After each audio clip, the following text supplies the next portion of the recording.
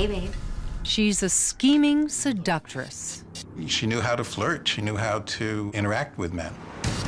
Men are just pawns in Nancy Siegel's high-stakes game.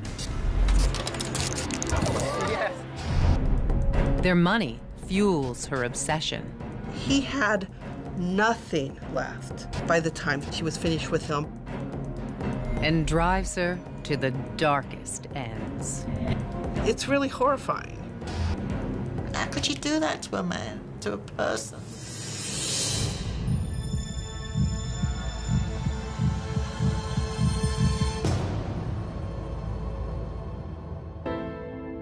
Atlantic City, New Jersey, 1998.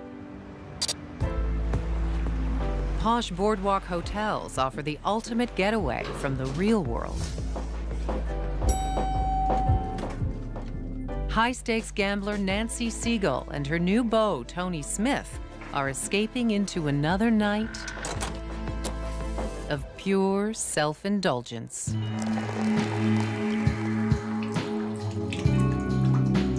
She liked the finer things in life, and for her, Atlantic City was a place to go when times were good and you had some money to spend. Hey, babe. Oh, sweetheart. You look fantastic. Thank you. Tony treats Nancy like a queen. He provided a very nice living for her, and they enjoyed the fruits of that kind of living. Let's go get some dinner, huh? Yes. And after that, a little bit of gambling. Oh, yeah. I want to Sound good? spend all your money. Yeah, right. He was very good to her, and she had whatever she wanted from him. To winning.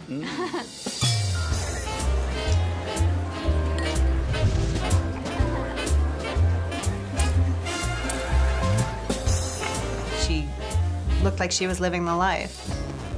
Oh, yes, all right. It's a far cry from her life early on.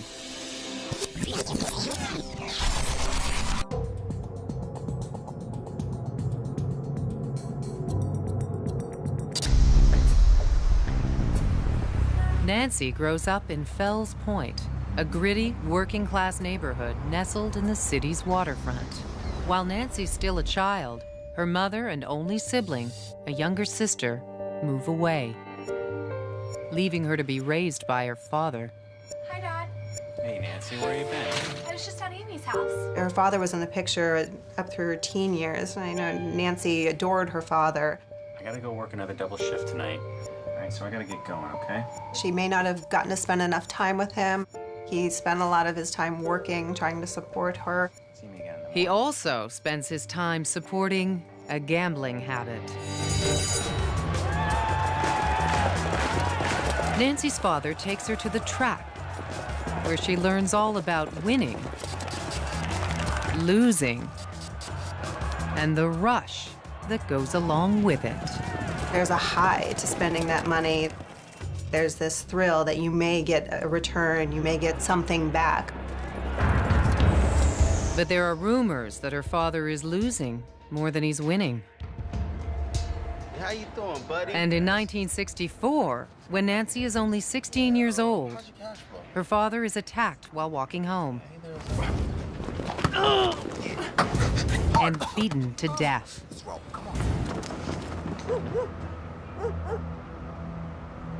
Nancy is inconsolable.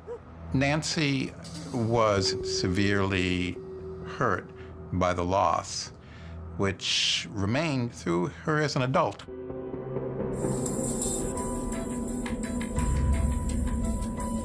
The pain eases when she falls in love and marries entrepreneur Charles Kucharski, who is hopelessly devoted to her. It was a happy marriage, and they seemed perfect for each other. Soon, the happy bride is the devoted mother of two. She and her husband have 2 daughters. She devotes her time to raising them, and things go quite well for many years.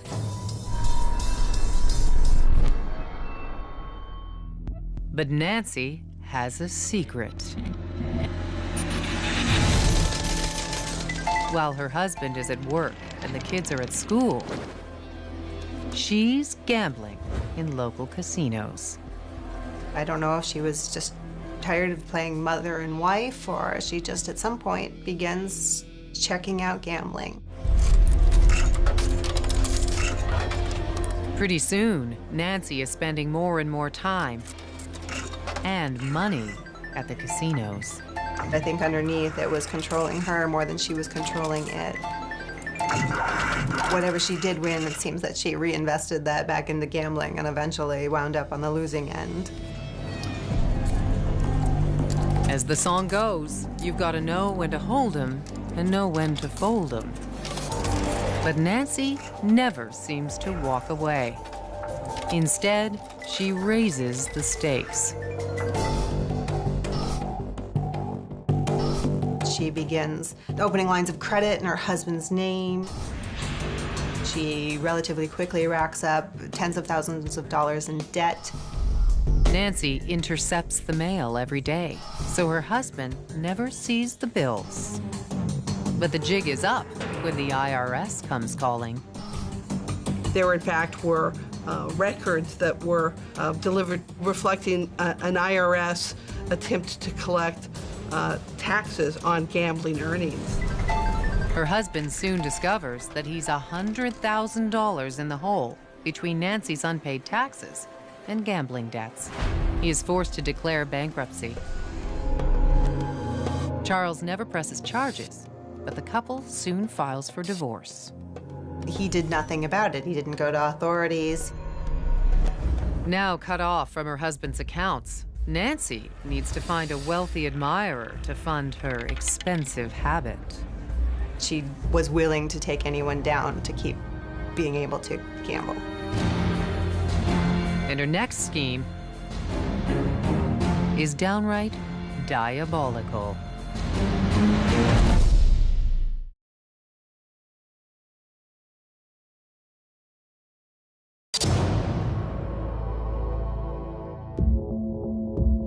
Now divorced and without the funds to finance her secret gambling habit, Nancy Siegel is forced to support herself. She reluctantly applies her charms as a saleswoman.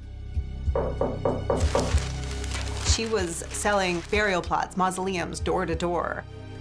And that's when she meets Jack Watkins. Beautiful. Jack Watkins was an elderly man who had lost his wife. Let me give you my card. You look great for, what is it, 55? She knew how to flirt. She knew how to interact with men. She had a way about her that drew people to her. Now let me show you one in particular that I think would be a great fit. You see this one here? Somehow, just in that odd scenario situation, she got his attention. Nancy convinces Jack to buy a burial plot. Maybe we can meet again sometime. Sure. I'd love that. But she has her eye on an even bigger prize. That's my personal number right there. She somehow sold herself enough to Jack Watkins that he wanted her to be a part of his life. Jack falls hard and fast for Nancy. Nancy became Jack's world. She was all-consuming to him. Oh, baby. And Jack's friends grow concerned when the love-struck widower asks Nancy to marry him after only several months of dating. I think everyone was concerned because these people weren't intuitively a match made in heaven. They were decades apart in terms of their age and quite different in terms of their lifestyle. Now that she's stolen Jack's heart, it's time to steal his money. She opened accounts in his name, and she directed that the mail come to her, and he didn't know about it. She quickly maxes out his credit cards. But most of Jack's money goes to her greatest love: gambling. She loses more and more. More than $100,000 of Jack Watkins' money was just gone. Blinded by love, Jack fails to notice another devious deception. Hello? Nancy is systematically cutting him off from friends and family. I'm sorry, Jack's not home right now. Nancy would intercept Jack's phone messages and never pass them along. Have a good day. Bye. Was that for me? You scared me. Oh, no, that was just a courtesy call. Okay. Well, I'm off. Okay, sweetie. Bye-bye. She also deletes his voicemails. Hey, Jack, it's Molly. Give me a call. And after a while, this keeps happening again and again. The calls just stopped coming in, and eventually Jack was on his own with Nancy. With no one looking out for Jack, Nancy continues to feed her addiction by bleeding him dry.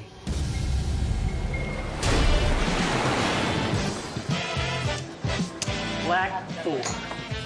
And on a romantic getaway in Atlantic City, at least that's what Jack thinks,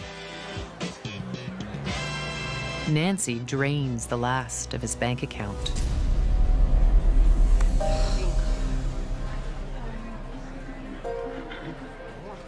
He had nothing left by the time that she was finished with him in just about 18 months.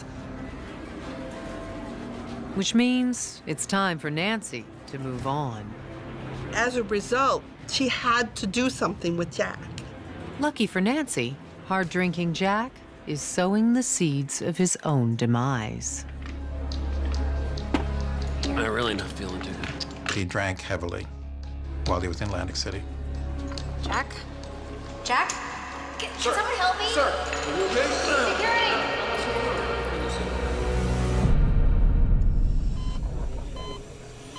The Atlantic City bender sends Jack over the edge. He collapses due to severe intoxication and ends up in the hospital, where he tells doctors his fiancée will take care of him. Could I speak to you for a moment, please? Sure.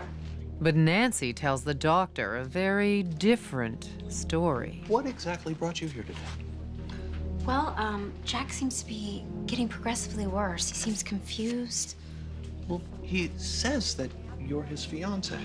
No, I'm actually his caretaker. When they asked if she was romantically involved, she said absolutely not.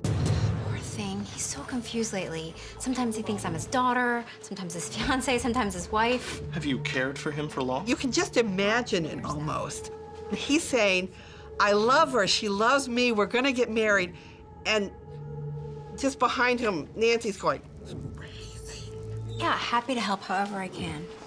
And they believed her. We're gonna have to move him to a psychiatric ward.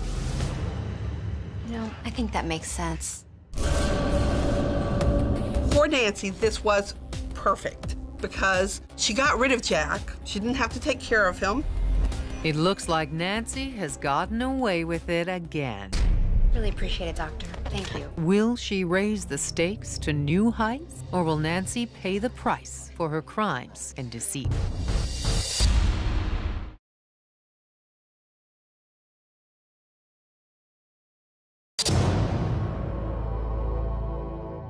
Soon after emptying elderly lover Jack Watkins's bank account, compulsive gambler Nancy Siegel convinces doctors to commit him to the psych ward.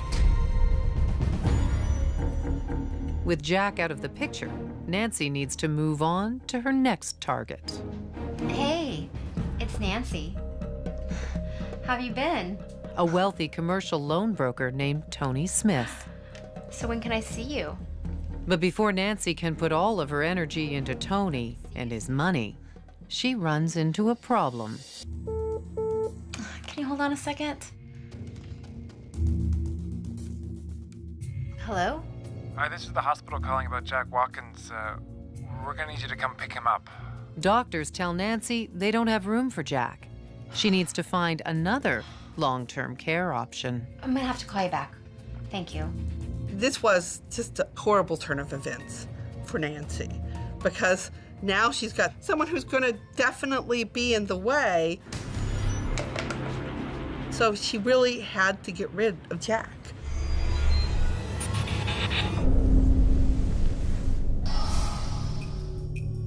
This time, Nancy goes further than she's ever gone before.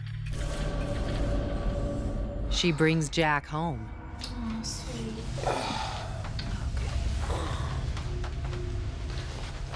Time to take your pill.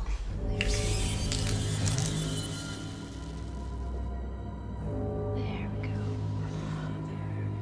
go. And begins plying him with powerful sedatives.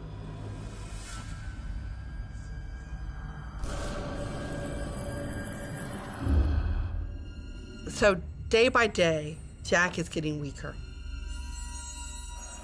This woman that he loved and that had promised him the world was killing him. In such a weakened state, Jack can do little to stop his cruel caretaker. Jack, you need to lay down. Nancy couldn't have that. Lay down, Jack. With her patient still clinging to life, Nancy decides to take matters into her own hands. Lay down!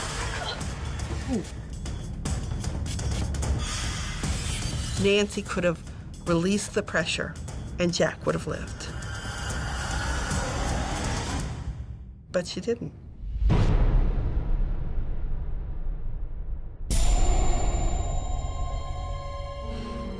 To avoid inviting unwanted questions, Nancy doesn't call the police. Instead, she stuffs the corpse in a large trunk and hauls it away. And you just think of his body in that trunk while she goes down the stairs. Ka-thunk, ka-thunk. It's really horrifying. Nancy callously leaves the body 70 miles away in a Virginia parking lot, where police find it just hours later.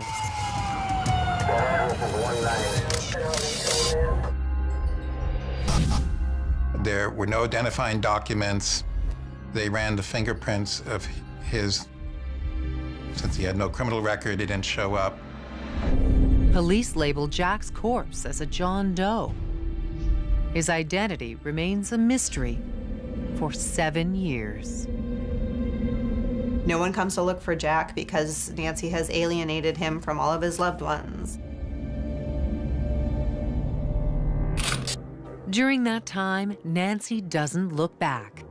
In 1998, she marries Tony, and like Jack before, begins draining his bank account. She ultimately defrauds him of between $200,000 and $300,000. But Tony's money isn't enough. Nancy needs more. Nancy Siegel had completely liquidated Jack's assets, but what she hadn't liquidated was his income. Since no one knows Jack Watkins is dead, he continues receiving Social Security checks. And Nancy Siegel is cashing them. The level of sort of premeditation for what she did is really quite staggering. It's breathtaking. But Nancy's greed is about to catch up with her.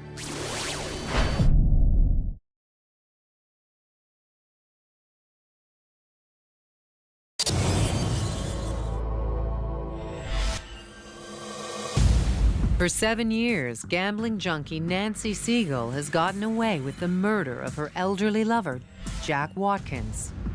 That's because for those 7 years, police have been unable to identify his remains.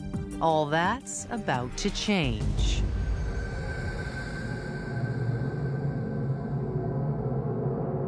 A match to Jack's fingerprints suddenly appears in a police database. The Department of Defense merged their fingerprint files, he was a veteran, with the FBI files, and they got a hit. Detectives finally have a name to work with.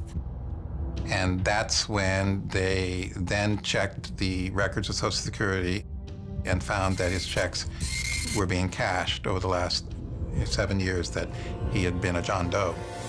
Detectives easily find out where the checks are going and who is cashing them. And the trail leads them right to Nancy Siegel. Can I help you? Nancy Siegel? Yes. My name is Detective Ross. This is Detective Madison. We'd like to ask you a few questions. Okay. Do you know this gentleman? Yeah, it's Jack Watkins. Why? Nancy Siegel thought she could con her way out of the interview. Do you know where he is? Yeah, he's in Pennsylvania. See, the thing is, Mrs. Siegel, he's dead. What? How did this happen? We were hoping you could tell us. I don't know what you're talking about, really. You're gonna have to come downtown and answer a few more questions. She was in a panic at that point. I don't know anything about this. The interviewer sort of pressed her a little harder and told her that they knew exactly where Jack was and exactly what she had done. Nancy is arrested and charged with fraud and murder. She goes to trial, and in 2009, Nancy Siegel is convicted of murdering Jack Watkins. The judge sentences her to 33 years in federal prison. He noted that at her age, a sentence of 33 years was quite likely a life sentence, that she would never rejoin society, and that there was justice in that. And I think Judge Davis was exactly right. Nancy will have plenty of time to contemplate how greed and gambling destroyed the lives of everyone around her. Most of all, Jack Watkins. This was a woman who was literally willing to do anything for that rush of gambling that led her ultimately to kill Jack Watkins so that her crimes against him could be silenced forever with him. And she very, very nearly succeeded.